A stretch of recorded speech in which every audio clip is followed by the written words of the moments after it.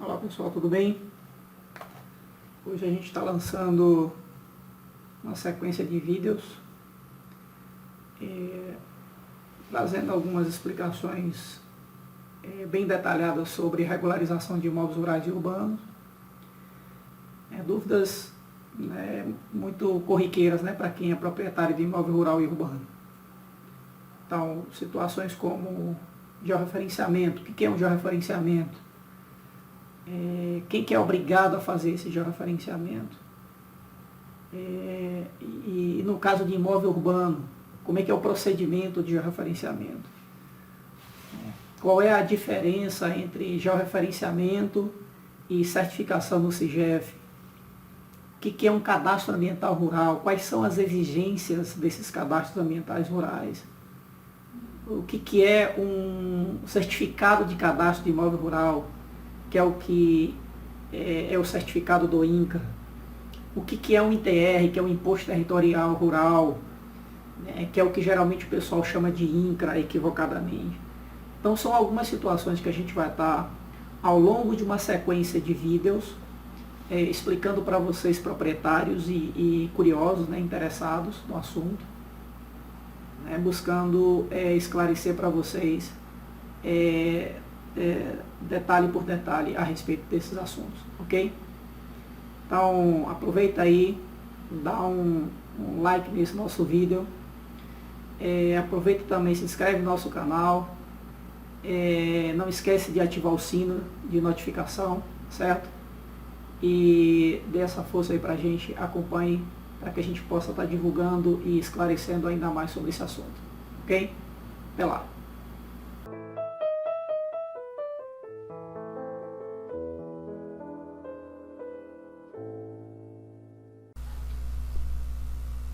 Então, pessoal, a gente vai fazer uma análise preliminar aqui dessa Lei 10.267 de 2001, que é a lei que veio instituir a chamada certificação de imóveis rurais,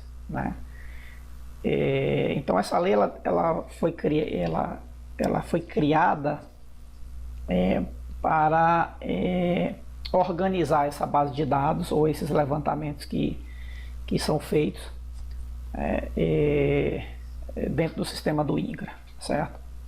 Então, nesse início, nós temos aqui esse parágrafo 2º, eu vou destacar aqui para vocês, esse artigo 2º, perdão, que vem alterando o artigo 1º e alguns parágrafos, eu vou destacar somente aqui o parágrafo 2º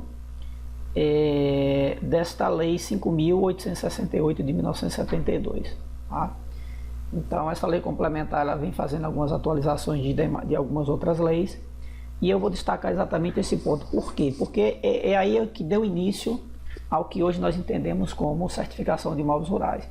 Então essa lei veio nesse parágrafo 2º criar o Cadastro Nacional de Imóveis Rurais. Tá? Então essa criação surgiu a partir dessa lei, que é o que foi desenvolvido com a criação do que hoje nós entendemos como Sistema de Gestão Fundiária do INCRA, tá certo? Então criou-se esse Cadastro Nacional de Imóveis Rurais, e além dessa criação desse Cadastro de Imóveis Rurais, veio desenvolvendo algumas organizações e algumas obrigações por parte tanto de órgãos públicos quanto dos seus proprietários ou dos proprietários de imóveis rurais e alguns titulares de domínio útil, tá? E alguns possuidores também, claro. Então, a gente vai observar um pouco mais abaixo que o artigo 2º da Lei 5.868 também foi alterado. Então ela foi acrescentada esse parágrafo 3º também, que já torna para os proprietários e titulares de domínio útil e possuidores a obrigação de atualização cadastral no INCRA, considerando qualquer alteração na base de dados do seu imóvel. Tá? Então se o imóvel foi vendido, se o imóvel foi feito o georreferenciamento e esse georreferenciamento foi averbado no cartório, tá? Então, qualquer alteração neste sentido, o proprietário ele é obrigado a informar isso pelo sistema adequado para o INCRA, né? Então, isso é uma obrigação de cada proprietário providenciar esse cadastro. Um outro ponto que me chamou a atenção nesta lei é o artigo 3º, e eu vou pedir um pouco de atenção a respeito disso, porque esse artigo 3º ele vem alterar de forma significativa esse artigo 169 da Lei de Registros Públicos, que é a Lei 6.015 de 1973. Tá? Então, essa lei, ou este artigo, ele vem instituindo algumas alterações, tanto para imóvel rural como para imóvel urbano. Tá? E aí, mas aqui, a princípio, eu vou destacar esses dois pontos aqui a respeito dos imóveis rurais. Tá certo? Então, os parágrafos 3º e 4º, eles destacam, especificamente aqui no 3º, eles destacam que nos casos de desmembramento, parcelamento ou remembramento de imóveis rurais, torna-se a obrigação de apresentação de memorial descritivo, assinado por profissional habilitado, onde contém coordenadas, definidores dos limites desses imóveis rurais.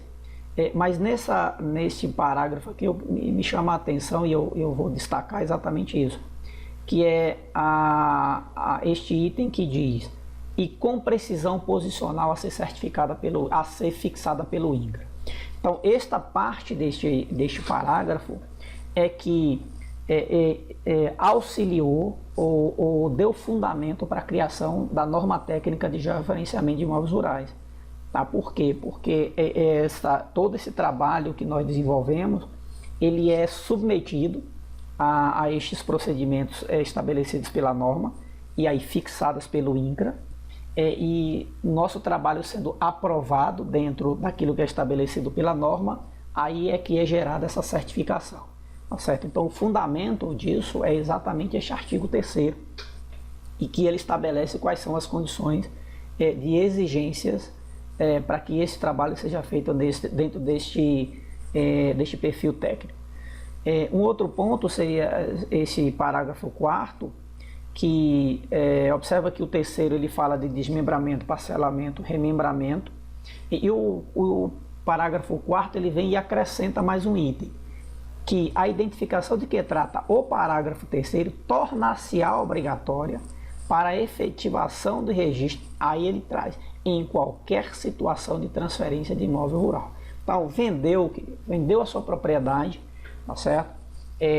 Torna-se obrigatório esse georreferenciamento, essa certificação desse imóvel rural, para que posteriormente, após a lavratura do documento de transferência, esse imóvel seja de fato transferido para o atual comprador, tá certo?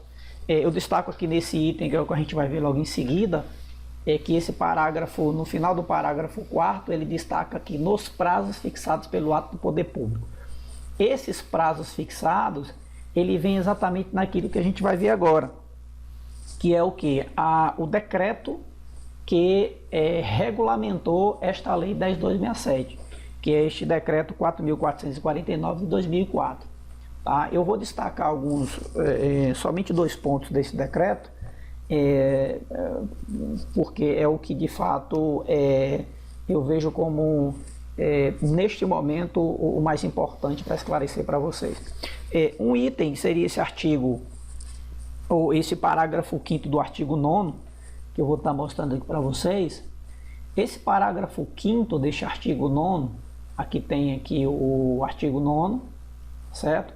Que é a identificação do imóvel rural na forma dos parágrafo 3º do artigo 176, esse que eu li agora há pouco, da Lei de Registros Públicos, será submetida a partir de memorial descritivo elaborado, executado por profissional e com a devida anotação, contendo coordenada, ou seja, todo aquele rito que a gente vinha falando anteriormente, né, estabelecido em ato normativo, inclusive em manual técnico expedido pelo INCRA. Então, este decreto que que regulamenta a lei, aí ele já vem falando sobre esse manual técnico, que é esta norma técnica que foi criada. A gente já está na terceira edição, que é o que nos orienta enquanto técnicos de georreferenciamento, para que a gente faça um trabalho dentro daquilo que é aceito, considerando a ciência geodésica, certo? Então esse é um ponto.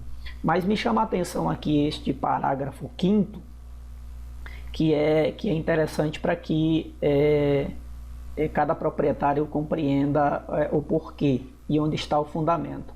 Este parágrafo 5º, o destaque dele vem exatamente no item que fala que o memorial descritivo, de qualquer modo, que de qualquer modo possa alterar o registro, resultará em nova matrícula, com encerramento da matrícula anterior. Eu sempre explico isso para os meus clientes, que toda a certificação de imóveis rurais que a gente faz, esta matrícula atual, objeto da certificação, ela vai ser cancelada. O cartório de registro de imóvel vai abrir uma nova matrícula com este fundamento, neste artigo 5º, nesse parágrafo 5º do artigo 9º deste decreto. E esta matrícula que foi cancelada, ela é citada nesta nova como transcrição anterior, tá certo? Então que é o que deixa o histórico, né, de onde surgiu esta nova matrícula, tá certo? Então esse é um item que me chama muita atenção. Um outro ponto, que seria o artigo 10, que é isso que eu vou tratar com vocês agora, que são os prazos, tá? E esses prazos sofreram alterações agora em 2018, né? Então, eu estou dizendo agora, né, relativamente agora, poucos anos atrás.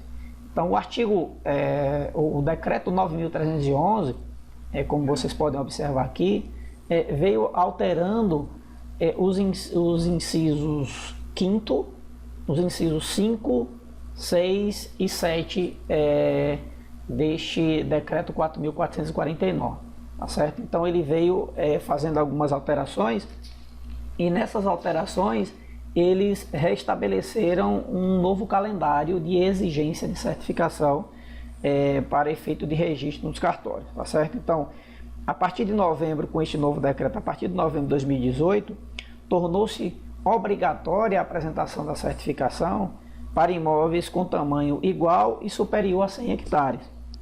Neste mesmo decreto, ele estabeleceu que a exigência para imóveis de tamanho igual e superior a 25 hectares só tornar-se-á obrigatório a partir de novembro de 2023.